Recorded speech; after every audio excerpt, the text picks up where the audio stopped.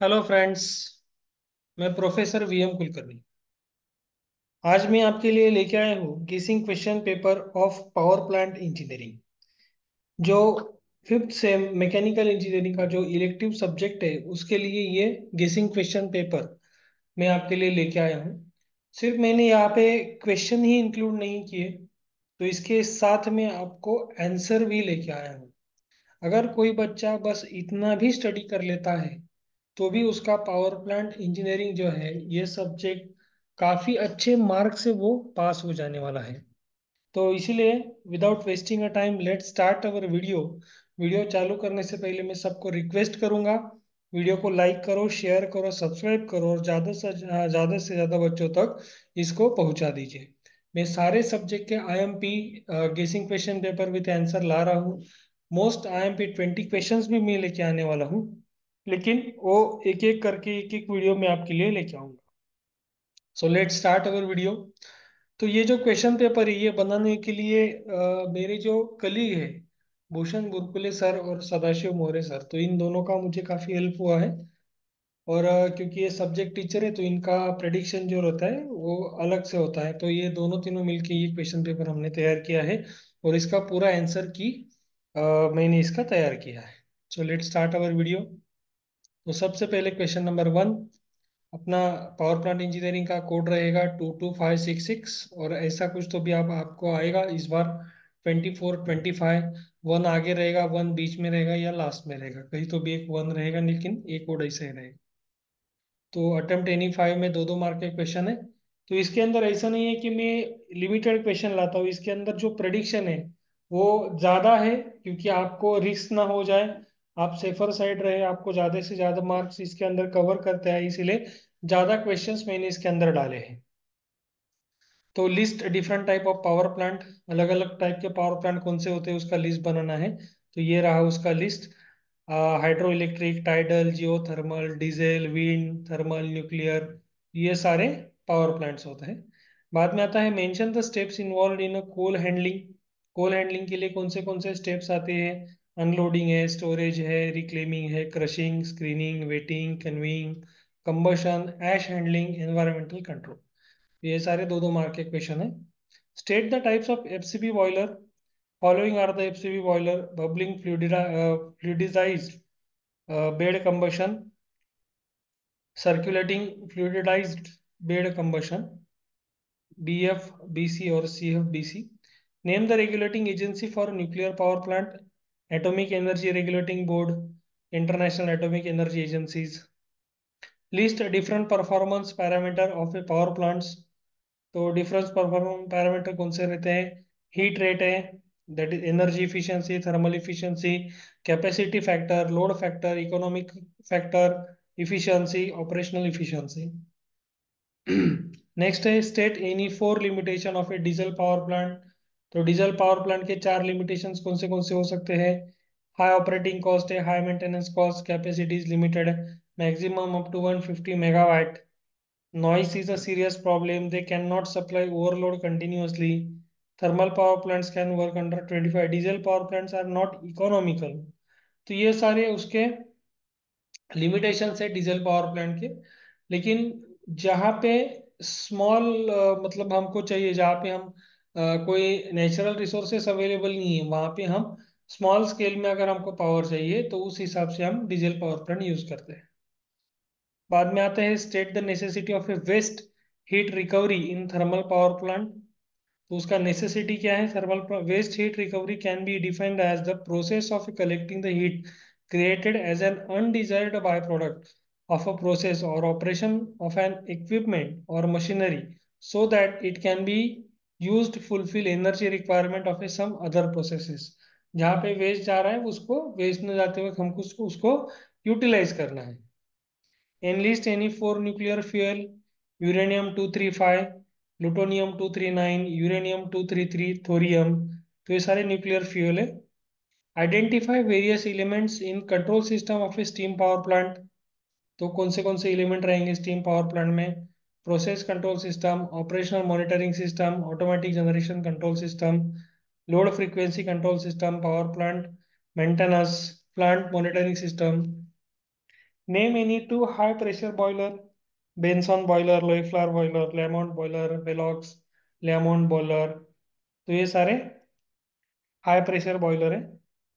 बाद में आता है list any 4 point consider in site selection for a nuclear power plant. तो कौन से पॉइंट्स कंसिडर होने चाहिए? जियोलॉजिकल स्टेबिलिटी है, proximity to water resources, population density and land use, security and access control, environmental and impact assessment, infrastructure and transportation, regulatory compliance. बाद में आएगा question 2, attempt any three. Three के लिए आपको generally 5 question आएंगे, लेकिन ये हमने यहाँ पे बहुत ज्यादा क्वेश्चन कंसिडर किया क्योंकि आपको पूरा स्टडीज का हो सके, जो जो आने वाला है वो पूरा इसके अंदर हमने डालने की कोशिश की है। तो सबसे पहले आता है state advantages disadvantages of a steam power plant with respect to gas plant. तो स्टीम के एडवांटेजेस, स्टीम प्लांट के एडवांटेजेस और डिसएडवांटेजेस क्या है वो पूछे हैं। तो आप आपके हिसाब से भी लिख सकते हो, मैंने यहाँ पे हमारे हिसाब से लिखे हैं। 4 मार्क का क्वेश्चन है, तो 4 पॉइंट्स आपको इसके अंदर लिखना जरूरी है। बाद में है layout of hydro electric power plant. तो हाइड्रो इलेक्ट्रिक पावर प्लांट और बहुत सारे डायग्राम अवेलेबल है अलग अलग बुक में, आप कौन सा भी डायग्राम यूज कर सकते हो। मैं जनरली मॉडल सॉल्यूशन में से डायग्राम्स लेता हूँ। तो यहाँ पे working of hydro electric power plant, आपको पता है कि power hydro electric power plant कैसे वर्क करता है, तो उसी का डिस्क्रिप्शन यहाँ पे लिखा है, आप आपके लैंग्वेज में भी लिख सकते हो डायग्राम के ऊपर, डायग्राम से ऊपर से। Explain with label diagram working of Benson boiler. तो एक बेंसॉन वर्टिकल बॉयलर है, तो उसका आपको डिस्क्रिप्शन लिखना है। तो ये इसका डायग्राम है बेंसॉन बॉयलर का, और यहाँ पे उसका वर्किंग लिखा है, जो कुछ है। 4 मार्क का क्वेश्चन है, 2 मार्क डायग्राम के लिए रहेंगे, 2 मार्क आपके एक्सप्लेनेशन के लिए रहते हैं। Explain the working of A open type gas turbine with neat sketch. तो ये ओपन टाइप गैस टर्बाइन है, इसका वर्किंग ये यहाँ पे मैं पूरा डिटेलिंग नहीं कर पा रहा हूँ हर एक क्वेश्चन का, क्योंकि ये काफी लंबा खींचे जाएगा ये वीडियो। आप देख सकते हो ऐसे क्वेश्चन आ सकते हैं, उसका आंसर है, उसका आंसर भी मैंने आपको दिया है। Explain the maintenance procedure of a major component of high pressure boiler. तो मेंटेनेंस प्रोसीजर आपको कौन सा 100% आएगा ही आएगा। ओके, तो मेंटेनेंस प्रोसीजर अभी क्या दिया है, हाई प्रेशर बॉयलर का दिया है, कभी और दूसरे का देंगे। तो ये सारे प्रोसीजर है। तो आप जैसे किसी चीज का मेंटेनेंस करते हो, अपने व्हीकल का करते हो, या हमारे घर में कोई इक्विपमेंट है उसका मेंटेनेंस कैसे हम करेंगे, तो उसका प्रोसीजर आपको याद करके बराबर से लिखना है। बाद में आता है explain with neat sketch working of a Ramsin boiler. तो ये रैमसिन बॉयलर का स्केच, दूसरा स्केच भी अवेलेबल है, आपको जो अच्छा लगे वो स्केच आप निकाल सकते हो, और उसका ये वर्किंग है। बाद में आएगा define try generation and discuss the necessity of it. तो ट्राई जनरेशन क्या है, उसका नेसेसिटी क्या है, तो ये आपको इसके अंदर लिखना है। बिकॉज ऑफ ट्राई जनरेशन क्या क्या हो सकता है, तो इसका ये नेसेसिटी है, because of try generation means.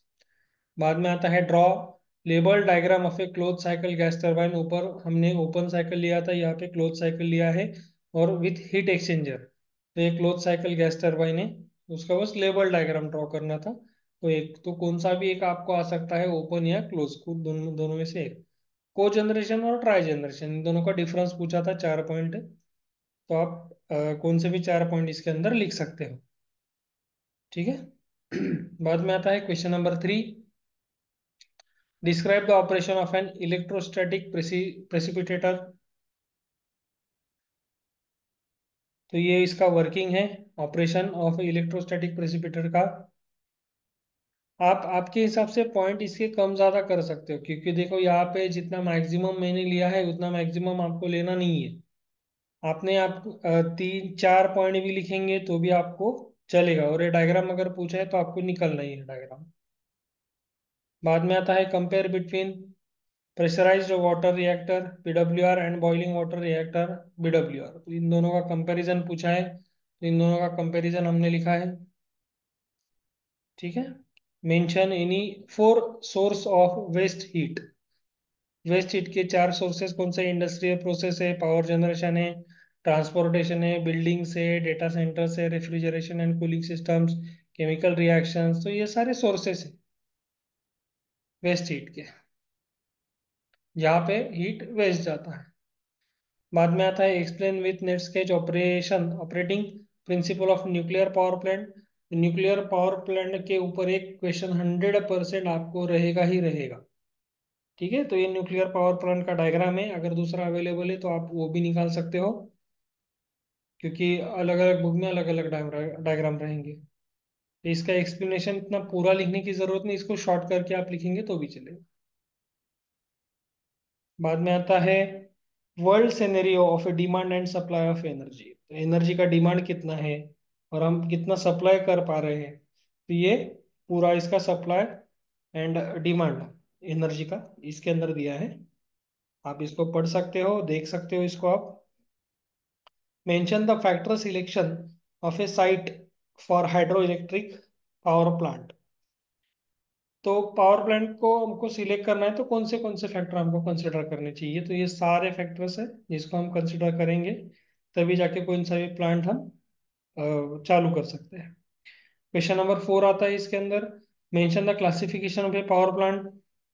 तो ये 4 टाइप के क्लासिफिकेशन है, अलग अलग पावर प्लांट है, conventional, non conventional, natural, nature of a load, the basis of location, source of energy, ये अलग अलग है, आप देख सकते हो। और ये 100% आने वाला क्वेश्चन है आपको, classification of a power plant. बाद में एक क्वेश्चन है, न्यूमेरिकल्स दिया है उन्होंने, तो ये न्यूमेरिकल लोड कैलकुलेट करने का न्यूमेरिकल रहता है।